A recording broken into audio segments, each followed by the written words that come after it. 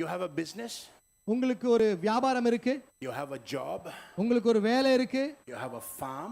உங்களுக்கு ஒரு பயிர் இடம் இருக்கு. You have something.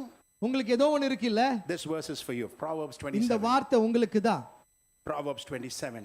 நீதிமொழிகள் 27:23. Yes, read please. I like the English version.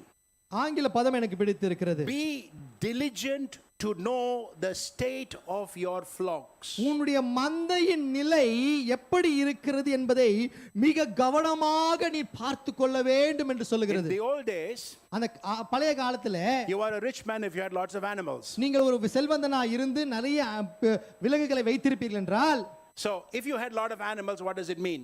உங்களுக்கு अनेகமான ஆடு மாடுகள் எல்லாம் இருக்குன்னா என்ன அர்த்தம்? No, it's not, doesn't mean you're rich. நீங்க செல்வந்தரா இருக்கிறீங்கன்ற அர்த்தம் இல்ல. It means you are diligent.